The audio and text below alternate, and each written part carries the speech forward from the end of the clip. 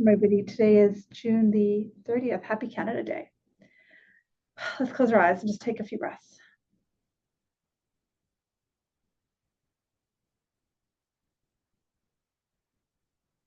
Deep belly breath in. Long belly breath out. Inhale slowly. Exhale deeply. Let's do a bit of counting of the breath. So exhale the air completely. And inhale for 1, 2, 3, 4. Pause and hold it for a second. Exhale 1, 2, 3, 4. Inhale 1, 2, 3, 4. Pause. Exhale 1, 2, 3, 4. Keep a cycle of breath going. Inhaling slowly. Exhaling deeply. For the next couple cycles of breath, see if you can create a pause at the end of the inhales and at the end of the exhales. So let's exhale together and inhale for 1, 2, 3, 4. Pause and hold it.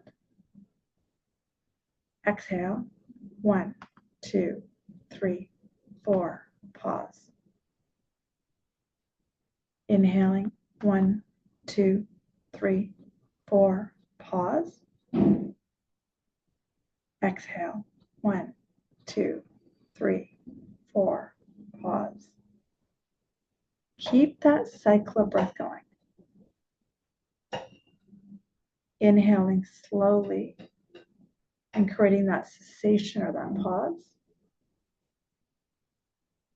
And exhaling deeply and creating that pause. Do this on your own for a few minutes.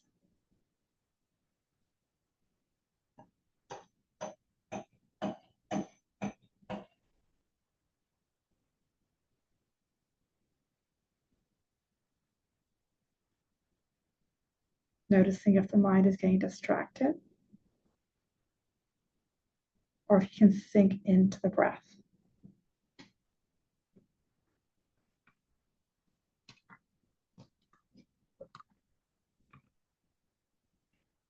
Noticing that with each pause, what happens? Do you struggle? Is it easy? What do you notice?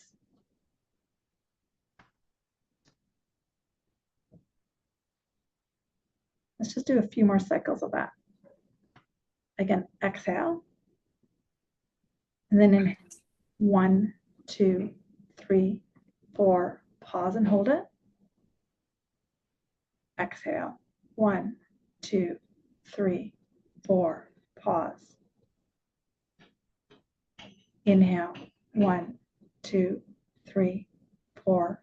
Pause. Exhale. 1, 2, 3, 4. Pause. Try to make the pauses a bit longer if you can.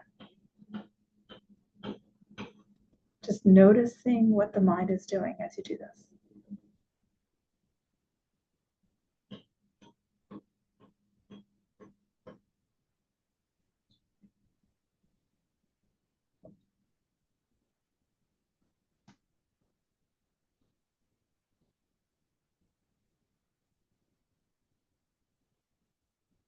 Take a few more cycles. Stretching those pauses out a little bit more.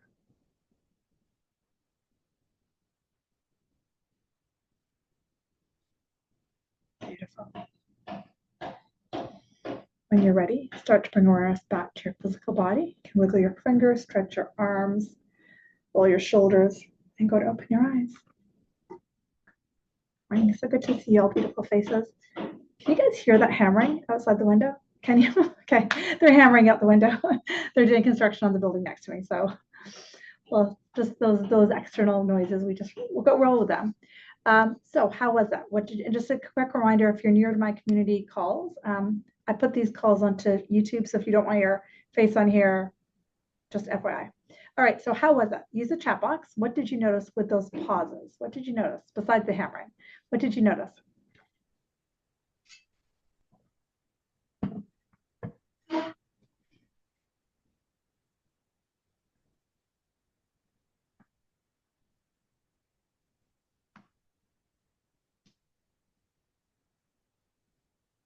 Nice to drop in. Beautiful cover, yeah. When I can concentrate on pause, I'm not thinking. Angie, you're super psychic. That was the whole point, okay? You'll find the more often you do it, the mind actually wants to stop thinking if you actually create a space, but it's hard to believe that.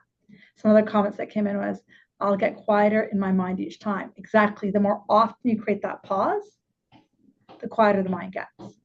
Centered and less rushed. Beautiful, Inga. Relaxing. Yeah. Calm and content with brief distractions periodically. Trying to catch my breath. Perfect. But the pause takes me deeper. Exactly, Marilee. That's the whole idea of the pausing. It's actually a yoga type breath technique where you actually purposely pause. And they say in this yoga breath technique that you're actually connecting in that moment of pause between you and spirit. Got it? So it's like you're taking a plug outlet and you're going, here, spirit, I'm going to plug into you. And one thing I remind people when it comes to intuition, hearing spirit, the mind has to be quiet. It's like, I always say if people always want to learn about their intuition, which is amazing. If intuition was the word cat, C-A-T, the letters are meditation. Got it? So meditation, again, is not cessation of thought. Meditation is not like, go away, thought, go away, go away, go away. Meditation is the observation of thought. So if the hammering was driving you guys crazy, cool. You just observe that thought that's driving you crazy. That's it. Got it? The end. And when you observe the thought, then you're in charge. When you're in the thought of the hammering's driving me crazy, the ego's in charge. And that really simple difference is everything. And it sounds so simple, but you know how hard it is. You all know how challenging it is. And we're like, no, I need to grab my phone. No, I need to check, what time this is happening. No, I need to, right? But it's the observation of thought. And almost the simplicity of that is a bit of a mind, F-U-C-K for us, because we're like, it's got to be more complicated. It's got to be more complicated. But you try practicing that. When you're in a fight with your partner, try practicing observing the thoughts because you want to believe the fight. When you're mad at yourself or when you're mad at somebody, try practicing. That's where that's how we break ego's perceptions, by actually noticing our thoughts. So last week we dived into the ego and we talked about the ego is the mental habit of identifying. It's the mental habit of identifying this shirt, this hair, and so on. And so yet last week we did an exercise where we pulled back. So we're going to start with the exercise again today. But today's class is all dedicated towards our fear of love. And that's what our class is about today, okay? And for those of you in my other classes during the week, we'll be taking and going a lot friggin' deeper, okay? So fear of love. We all struggle with it. But let's first do the practice we did last time around the ego. So a quick reminder before I get going here. We only have two voices, the ego's thought systems and love's thought system, often called the ego and spirit, often called fear and love. Those are just words that are used. As you all know, because I'm a student of the course, I will use the word love, God, the creator, the universe interchangeably. And at the end of the day, fear is fear, the ego is the ego.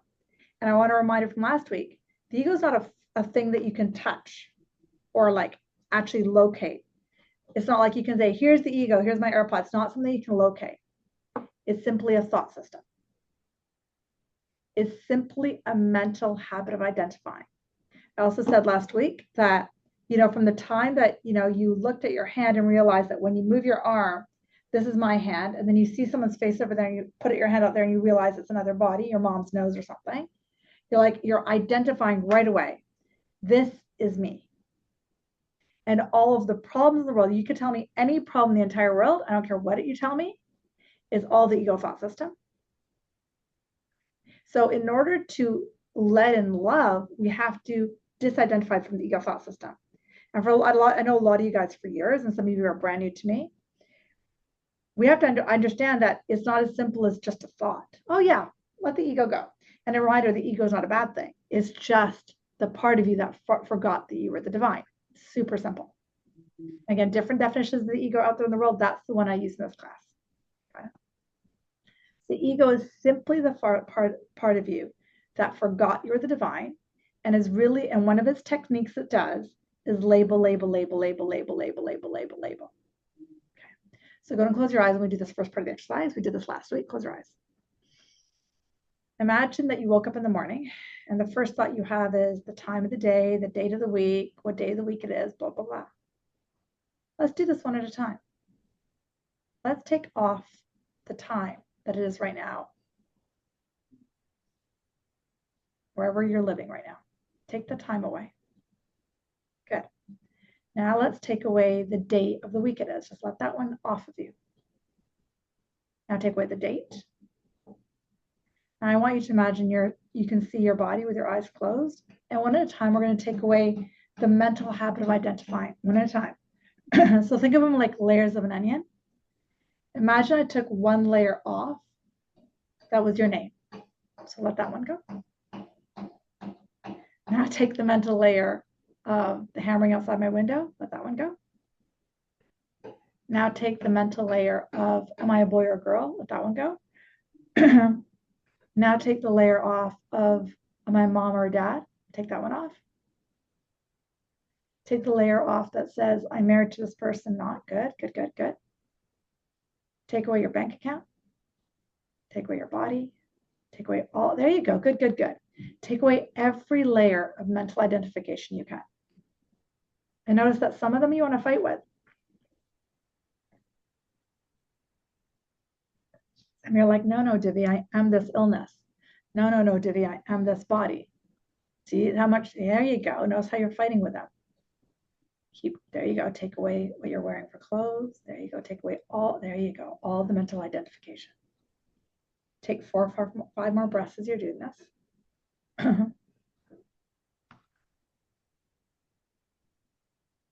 Keep breathing.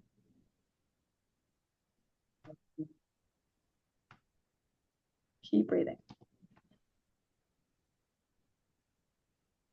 A couple more layers, please. And then when you're ready, go ahead and open your eyes.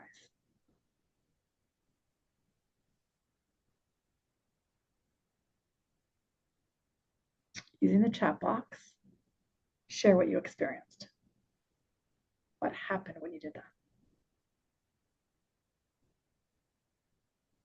What did you notice?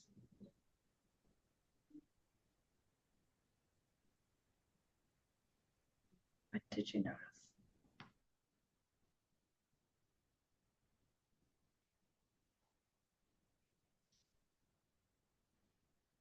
Confusion. Yeah. Like, what am I without that? That's today's class. That's today's class. I love it. Wanting to find new labels quickly. Really great, Alexis. Really great. Amazing. I was just tossing stuff off. So eager to get rid of the labels. Then short stabbing pain in my temple. Amazing. Great, Jamie. Because a lot of times that's very much what Alexis discovered. Like, who am I without that stuff? I want to physically throw everything off. So good, Angie. I've got lots of layers. Welcome to the world, Leslie. And keep trying to repeat and toss off some layers. Wanted to replace that label with another. Yeah, Chuck. You see it, right? I'm wondering now what? Yeah, a lot of similarities here after removing all these labels. But in the end, was able to feel spirit. That's where we're going to go into, Angie. Good.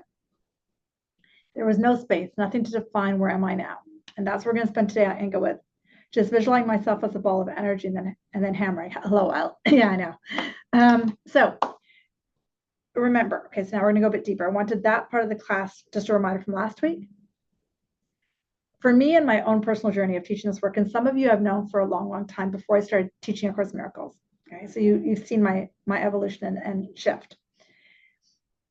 When you really dive into the course, which is what we're going to be doing today in terms of the concept of love, we all know that there's only fear or love. We've all heard that a million times. But we have no idea of this love.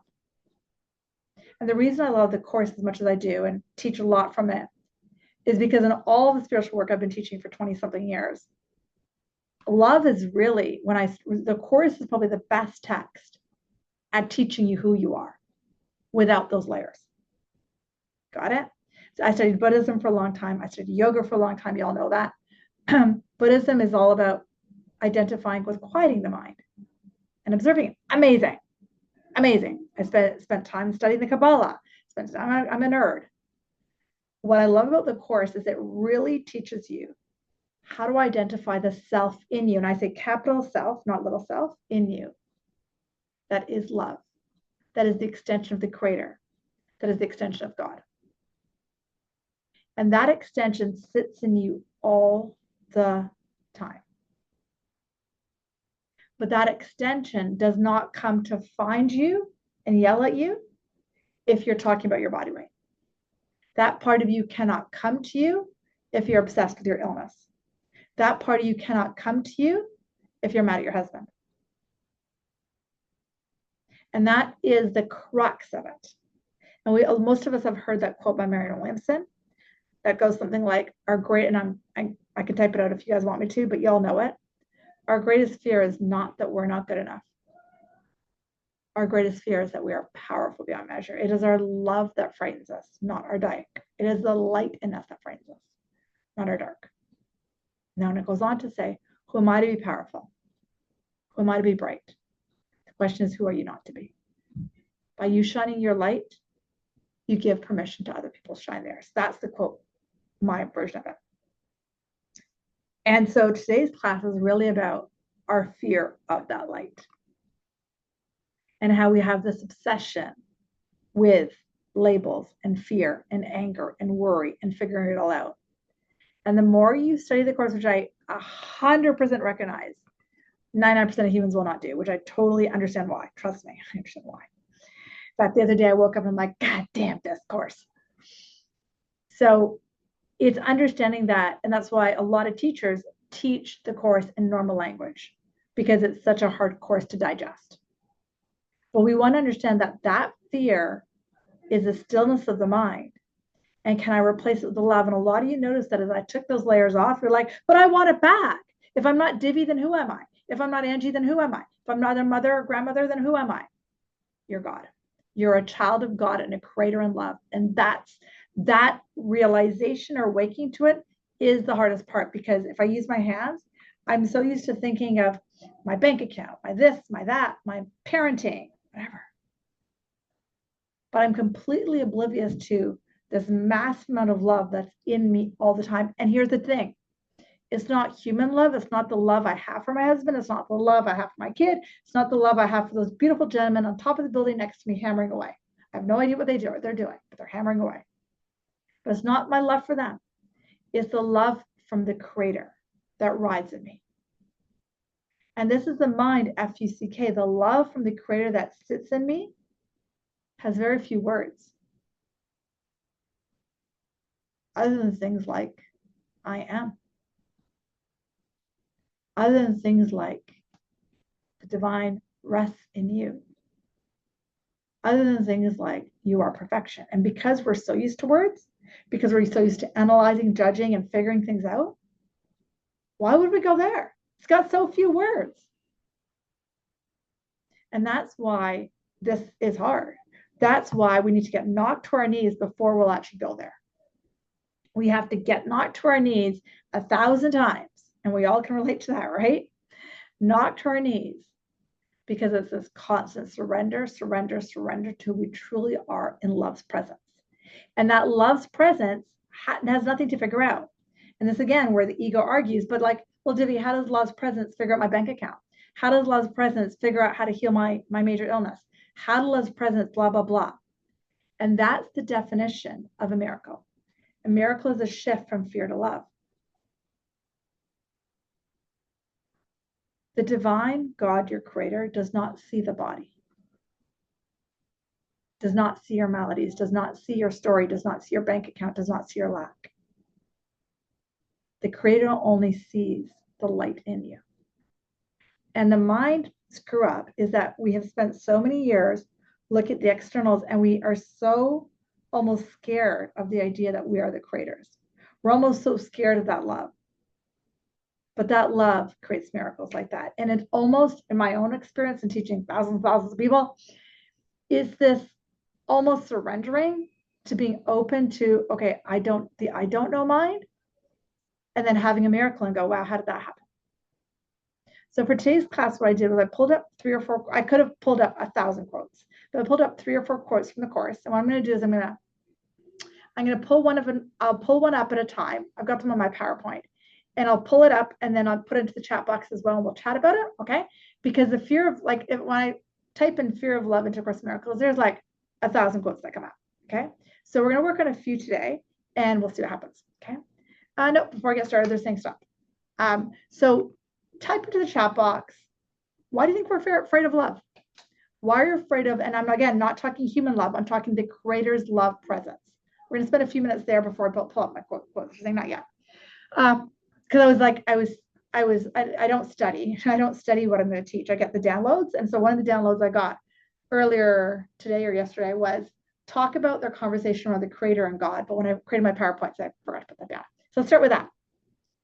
So what is your conversation around the Creator, God, Spirit, the universe, the Divine Mother? This is the hand I'm going to use for that.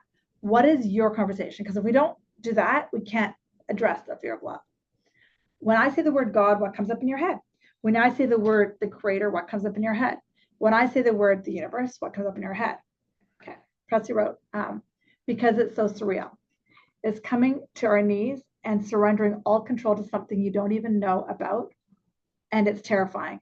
Bang on. Bang on. Same as Troy, lack of control and trust. So bang on, guys. And Kimber wrote change. Angie wrote less now, but it used to be, used to think that too much would be expected of me. Oh, wow, Angie. So Presley and Troy and Kimber kind of are all alluding to the same thing. When I can't see it, how do I know it's there? And if you study the text of the Course of Law, I hopped on a call with Kimber yesterday after reading a section of chapter 22, and I was like, it's so hard. And we're laughing about it. Chapter 22 is about relationships and holy relationships. But there's a section in that chapter that talks about these eyes are the biggest liars to you. These eyes do not tell you the truth. There's another word from the Course that talks about vision. And those of you guys who have studied intuition with me, you're starting to get your vision, your clairvoyance. True vision is seeing all, like Tina right now has at least 8 guides behind her, 8 or 10 guides. True vision is seeing all of the miraculous energies that I'll use Tina in this example. Yes. So you apply that, say, to your partner. Imagine you could see your partner in the kick-ass version that he or she is, with all of their strength and power. So these eyes lie to you. These eyes go, they didn't pay the bill. These eyes go, they didn't give me flowers. These eyes lie to you. Because this is the all 5 senses are the ego's best friends. But true vision is seeing the Creator in each person. True vision goes beyond seeing somebody as sick or lacking. True vision is seeing their God self in them. And like Presley and Troy just said, can't see it. How do I know it's there? So it's trusting something much bigger. And the joke I'll make is, I'll make a joke about that before I go back to Jamie's comment. The joke I'll make about that is, for a lot of the people on the call, not everyone on the call are a bit older, 40, 50 or higher of age. Some of you guys are younger. When I look at these whatever called, Gen Z, or I don't know what they're called, the kids my son's age, 20, 30, 18, and that age, not all of them. There's a big chunk of them that grew up with social media, correct? Right? My son had social media in his hand the minute it came out. Don't even ask me why, whatever. But yes, we can say about all the things that these phones have done in a negative way to our kids. We can also see something that isn't as common in 40-year-olds, 50-year-olds, 60-year-olds who didn't grow up with it. A lot of them believe in themselves more than we ever did. And you may argue with me, that's not true to cross book, which I totally agree with. But they grow up with less limitations. They grow up thinking the entire world is their oyster. They just think, oh yeah, I can have a climb in Australia. I can tell you when I was 20, I did not think that thought, ever. So just trying to open up to you that they have a faith or belief. And then when they have that faith and belief, they believe in something more non-physical. And then before you know it, a lot of those kids create these mass vampires out of nothing. How do they do that? Because they weren't so stuck in the physical. Does that make sense? So that's one benefit of the internet, is it's opened us up to the world, but also opens us up to the power of this Wi-Fi connection. So if we believe in Wi-Fi, that I can talk to you guys through a computer, right? I can FaceTime somebody on the phone. What if the creator's power, and we all know this, is a trillion times more powerful than that? We all know that. But it is believing something that we can't see. And press the intro, you're bang on. So it's level of trust, but here's the hard part. It's not trust out there. It's knowing that the creator's thoughts are in you. And the creator's thoughts are only of love. Say it again. The creator's thoughts are only of love. And the creator's thoughts are so powerful. And that's why I did that meditation where we inhaled and paused, exhaled and paused, because it's in that pause that you tap into something much, much, much bigger. And that's why it takes a rewiring of the mind in order to open that. And a couple other things that I also see in the fear of God is what Angie wrote, is this idea that this creator, God, is almost expecting something of you. So it depends on how we were raised. Sometimes we're raised with this idea that if you do X, Y, Z, then God will want X, Y, Z of you. Or we're raised with this idea that God is this energy that will slap your wrist if you do something bad. So if you have an affair, God's going to get on you, right? We were all raised with those thoughts. So if we have this idea that the creator can hurt us, why would we want to trust in something not physical? Because, when I'm doing it, it's safe. So we have to unpack a lot of these things that we as humans believe about God. Jamie wrote, fear that I'll only get to witness what I know to be true, but not be part of it. So beautiful. And so the more we start to realize that God is not a hurting God, and this can be really hard depending on what was in your subconscious from the generations before you around God. The energy of God, they say in the work I do, is a purity of love that will blow your mind. But we often look at things like the law of attraction. Well, why did that bad thing happen to me? It's also an energy that doesn't judge. It's not like, well, we have to look at the unconscious and subconscious. And we have more fear-based thoughts than trust-based thoughts. So when crappy shit's happened to me, I'm like, I own that, but I got to figure out how I own that one. Some of you guys know a lot of my story. I mean, I had a lot of health issues, which now have pretty much resolved, just amazing to stay resolved. I had huge financial issues at different phases of my life. And every time they happened, I had to look at what's in me. And that was the hardest part. The hardest part. Very short, I'll tell you a quick side story before I go back to the PowerPoints. So at a certain point in my journey, how long ago again? I did this all based on my son's age, 16 years ago, right before I started, 17 years ago, right before I started this business. I ran to an issue in my business world where I was like negative $1.5 million in the bank account. It was really fun. And the coach I hired at the time, who then became my business partner and good friend, who I co-wrote that book with, You Don't Look Psychic. First thing she said to me, or second thing she said to me is, how'd you create that? And I want to punch her so hard. I was like, go away. And then we gradually, over time, dug into it. It didn't happen overnight. Some people want to go run it right away, and it can't work that way. Our subconscious is layers. Got it?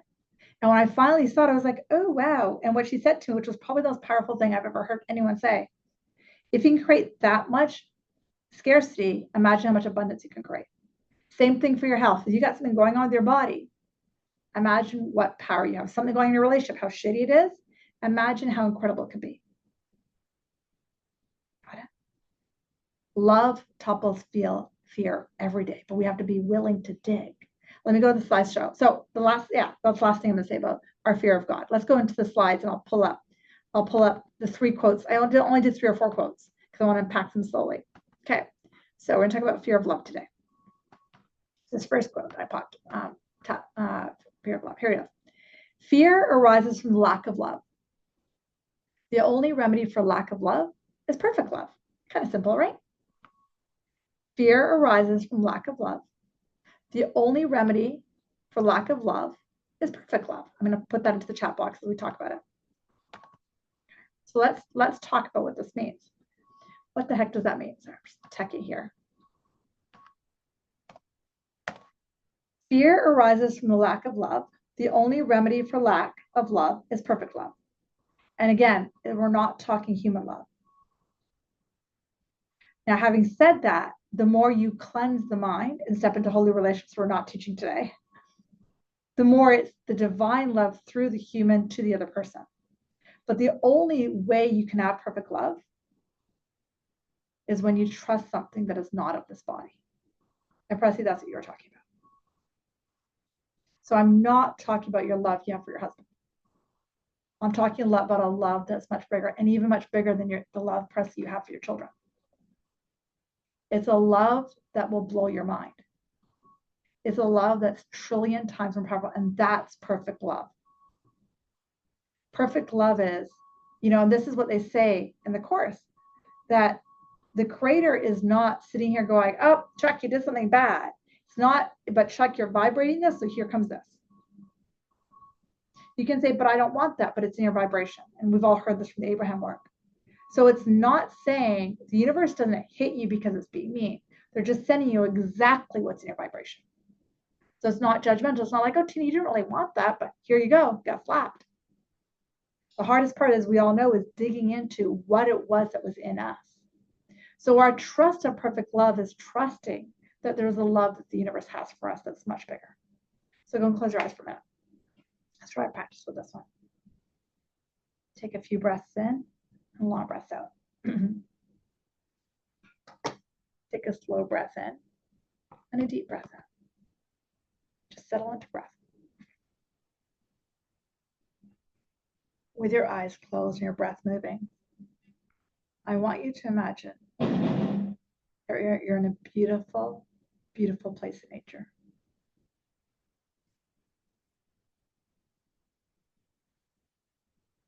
It may be a place you visit often or never visit at all. Just go and find that place right now, please. Look around this place and see what you see.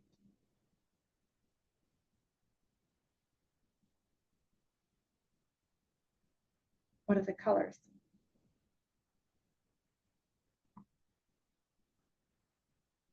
What do you smell?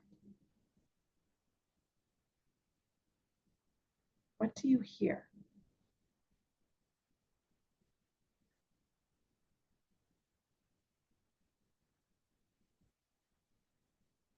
Keep breathing. How does the air feel against your skin? Keep breathing. Long breath in. Slow breath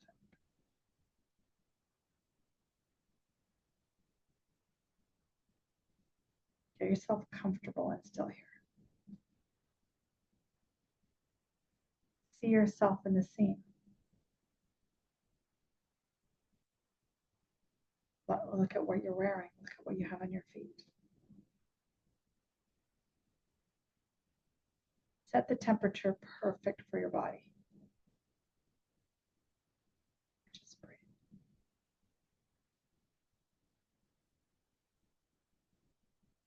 Out of the corner of your eye, your wise guide starts to walk in. Most of you have done this with me before. This is the guide that has been with you lifetime after lifetime after lifetime. Welcome them in.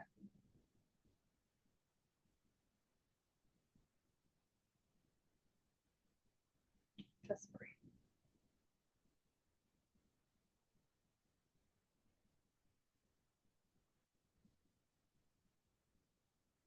Get comfortable.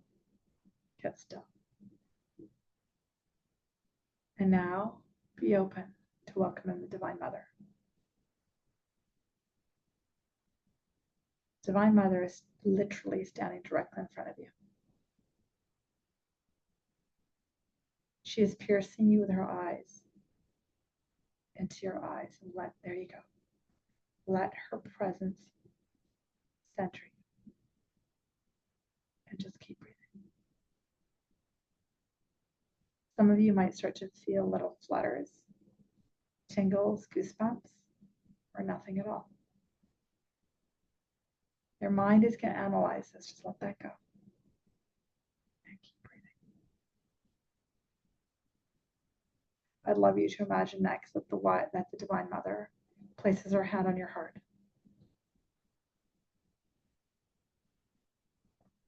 And simply be present for this experience. There you go. Pay attention to what in your body you're experiencing. Take 5 or 6 more breaths here.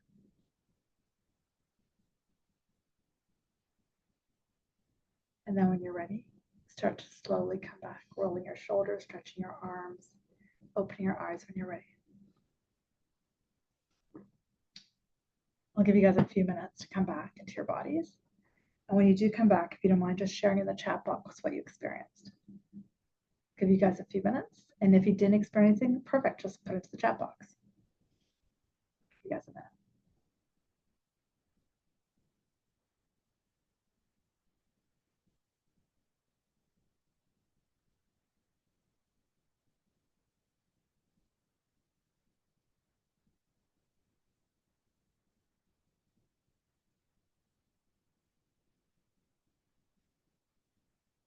I could choose to back in perfect love.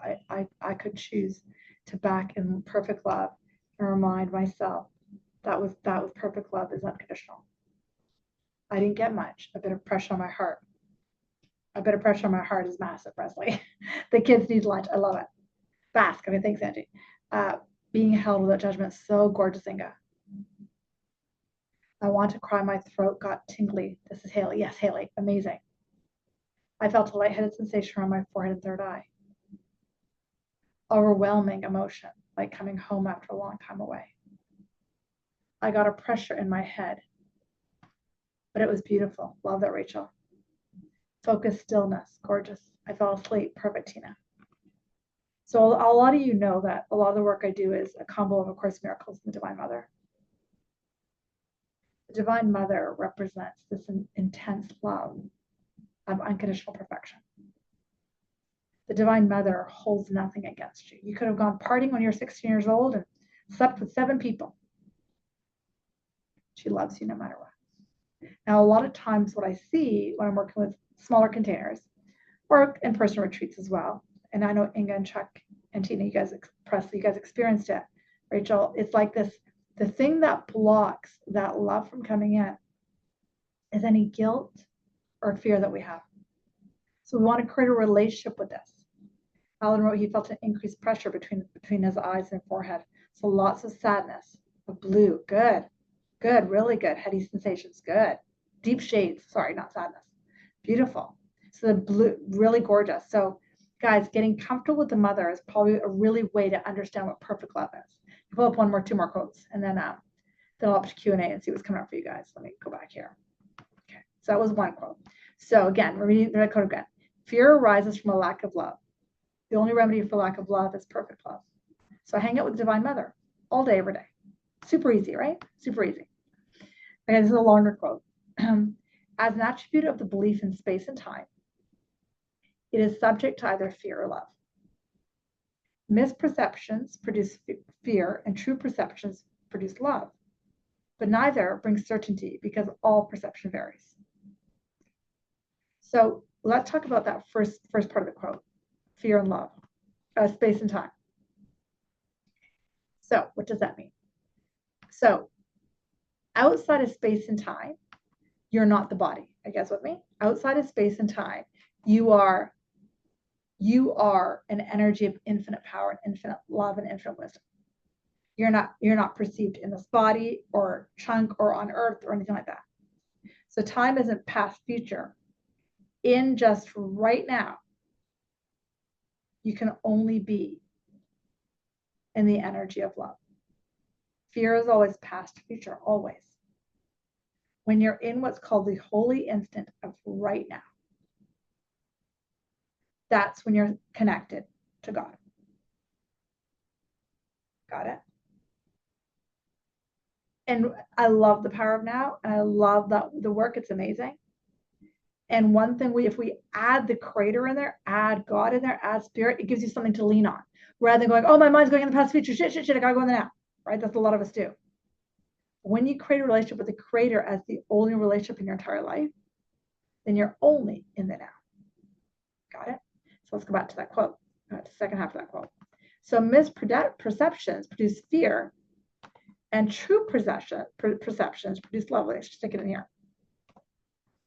Misperceptions produce fear, and true perceptions foster love, but neither brings certainty because all perceptions vary. So true perception. So perception is with these eyes, got it? True perception brings love, but the only real all perception is of these eyes and ears. And then if I didn't take the whole quote just because it was really long. The rest of the quote talks about something called knowledge. True knowledge is not using any of these eyes, ears, noses, mouth. It's knowing Jamie's worthiness. You feel the difference? But it's not seeing it, it's not hearing it, it's none of that. It's knowing it. So knowledge is different than perception. And misperceptions is like, oh, I'm scared, because you're always projections produce perceptions. Those of you guys in my healing class we talked about last week. But true perceptions, when I'm looking at Tina with all our God self, I'm feeling love, but that's still a perception. True knowing is knowing that Tina is part or partial of God. You guys get the difference? Okay, we'll do one more quote, and then I'll open the Q&A, see what happens. I think I'll see what comes out of my mouth in one sec here. So that's the second quote. Third quote. I have so many. I could do. Okay, I'm going to cut and paste this. The decision to wake is a reflection of the will to love, since all healing involves replacing fear with love. So what does that? So the decision to wake up to my infinite love is a reflection of knowing the Creator's love is here. That's it. And the more I do that, the more I replace fear with love. Remember, fear only exists because of an absence of love. So the whole point of today's class is to see that we have a million reasons in our mind as to why to be afraid of love. But love is all that spirit sees. Love is knowledge. Love is truth. Press yes, is there a book to read about this? Yes, there is. It's being written right now by me. I'm in slow motion. No, I'm not in slow motion. I'm getting it out. I'm getting it done. But it's being written right now. I wouldn't say I'm in slow motion. The other books you could read are, in the meantime, I'll write a few in here. A Return to Love by Mary Williamson. That's one of my favorite books. The other one is A Course in Miracles, Made Easy by Alan Cohen. So it's but it's also the daily practice. Guys, got it. It's the daily practice. And the way I do it is I spend my time in the morning visualizing, meditating, journaling, whatever I do. For bringing in, I almost visualize this presence of a love that's got nothing to do with my body. And she's here with me all the time. All the time. And that's true love, not human love. True love is seeing the truth and the incredible amazingness in everybody. True love is seeing the Divine Mother around each and every person. That's true love. So, and then we have to realize that we're all lazy, because I'd rather talk about what's in the bank account than go there. I'd rather talk about what's wrong than go there. Just think of your daily day. I gotta go eat. What if you went and made food with the awareness of love's presence with you all the time? Well, how different would that be? If you pray, when I'm cutting vegetables, I place the Divine Mother next to me. I'm cutting the cauliflower. She's next to me. You guys see how it works? True love is knowing and feeling and sensing that she's here all the time. Alan wrote, how important is visualization with these meditations and seeing Divine Mother versus just feeling? It doesn't matter about visualization. Just feeling is more amazing than everything, or knowing or sensing or being aware. It doesn't matter if you can see it or not at all. Cool? Amazing. Okay, cool. So if I had to conclude today's classes, I want you to pay attention. If for those of you guys who come next week or actually in the healing class this week with me, pay attention to how It's like such a simple ask, such a simple ask. Go get your haircut. Put the Divine Mother next to you. Pay attention to her, even if your hairdresser wants to complain. And notice how the ego won't let you do it. Notice when your back hurts. You're like, oh, what's wrong with my back? What is that? That's the ego. You guys see how I did that? And notice how hard it is. Notice how the ego will not let you put love next to you. Because I want you to notice the arguments that says, well, what's the point? Why would I do that? Where's this going to get me? How's this making me money? And now, and the Course in Miracles makes it really simple. If a miracle is not happening, something wrong is happening. It means that you're focusing with the ego and not focusing with love. Let's close our eyes for a second, take a few breaths. And just taking that concept into your day today. Knowing that the only thing I was really not doing is my fear of love. That's really it. Take a few breaths. Roll your shoulders, stretch your arms. Go to open your eyes. All right, open up to Q&A. So simply all you do is you go down to the react, and maybe there's nothing today, which is totally cool too.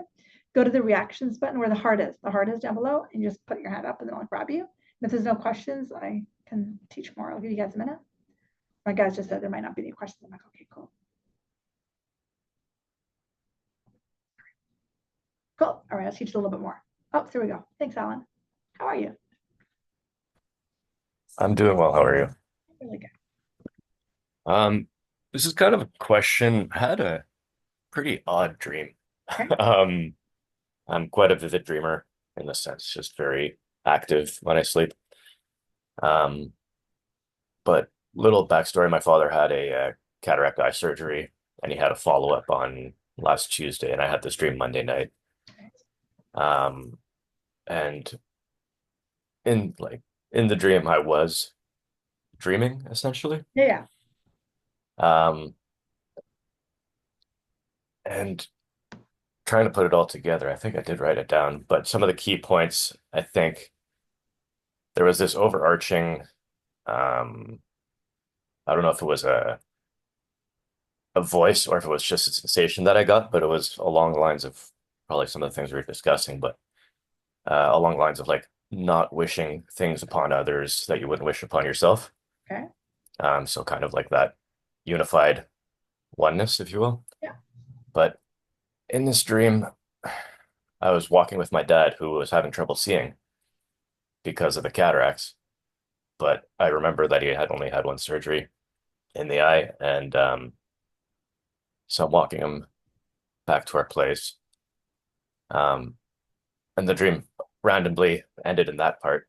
But as I went to sleep in the dream, I had these sensations that I kind of sometimes get when I'm meditating, kind of like that drawing out of myself, and kind of very pleasurable, like in general, a pleasurable sensation. And as I was sleeping, somehow I manifested onto like this spinning, like, or this, like an office chair with the ones that just like spin around. Yeah. So I was on this thing and I was still kind of like almost like in a trance somehow. Yeah. But as I kept breathing in my dream, being asleep in my dream, sorry if it gets a little multi-layered there, but yeah, I would feel the sensation. And as the sensation heightened, this chair would keep spinning and spin faster and faster as the sensation increased. Right. And again, this weird trance-like sensation. And then I think I woke up in my dream to my girlfriend grabbing me off the chair going, "What the fuck is going on?" And so the whole time I was totally unaware of what was happening. Um, and so that was the dream. And then the next day I called my father and I asked him, I'm like, "How was your um surgery or your surgery follow-up?" And he said, "It's fine, but because of the separation between like the left eye versus the right eye and like the dizzying factor, he said he's going in for a cataract surgery on the opposite eye." But I was just kind of curious as far as the whole weird spinning sensation and all that. Um, Okay. yeah. first thing that comes to me with the spinning is basically what you said about your dad, right? He's got the right eye, left eye imbalance, and people can typically feel spinny, right? When that's occurring. It's also to show you how clairsentient, clairvoyant you are. And like how I describe it, if this is like back in the course, they teach that all minds are joined. Okay. So like, especially, not especially our minds between our father and son, but a little bit more so. Like, you psychically feeling into my mind is a little bit different because we know each other. We don't know each other really, really well. Does that make sense? Okay. So you and your dad are more connected, even though every human on the billion planets are more connected. So all minds are joined. So you're actually joining into his mind. Does that make sense? And that spinning is the experience he's experiencing, but to really show you how psychic, clairsentient, clairvoyant you are. But potentially what's also happening, because I know you're going to be in the intuition weekend in October,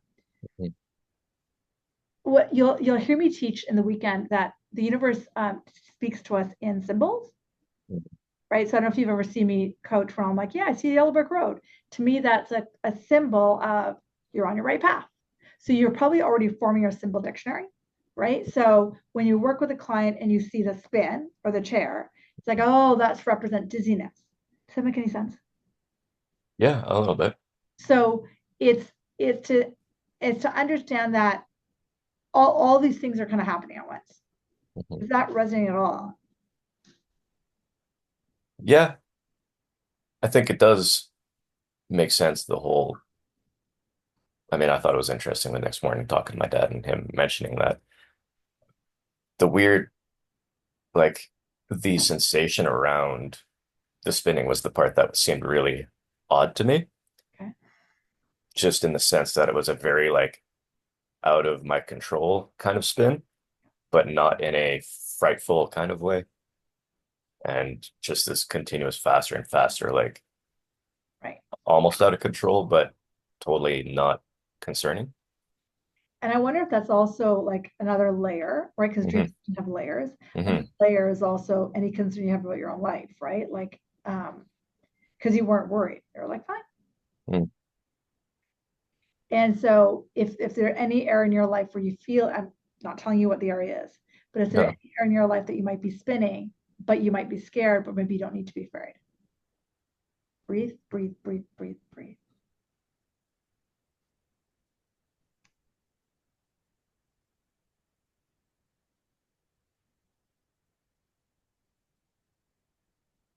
See the symbolism?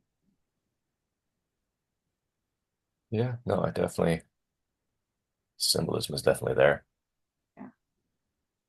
Because as you know, dreams are symbolic, right? They'll show Hmm. something, and that's another layer that Yeah. you just said what you said. Hmm. I look at that as, okay, well, how is this symbolizing that I'm insane in my head about whatever, Hmm. and I'm scared, but Hmm. the universe is trying to teach me is there's nothing to be scared of. Yeah. Yeah, that makes sense. Because it's funny because today's class, fear of love, Hmm. right? Hmm. Really, it is only love. Yeah. How does that feel? Yeah. No, it resonates for sure. Yeah. Great question. Thank you. Thanks. Thanks. Hey, Anga, how are you?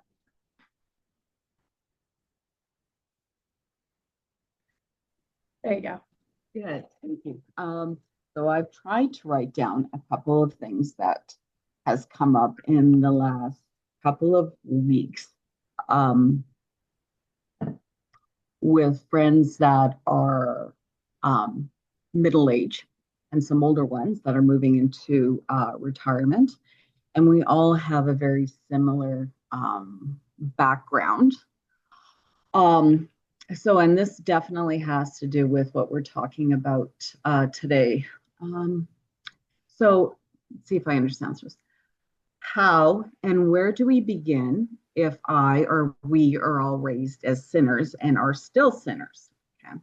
So, my experience and some of my friends' experiences where our family is all like really Christian, Right. And come from that background. Right. And some of us went to schools that are very similar as day residential schools. Right. So it didn't matter what your background was or your ethnicity. It was run by nuns, and you weren't allowed to speak or acknowledge your culture, that sort of thing, or speak your language. And that had to do with, it didn't matter if it was Spanish, Cree, Ojibwe. You could try French, but it was mostly English. Okay.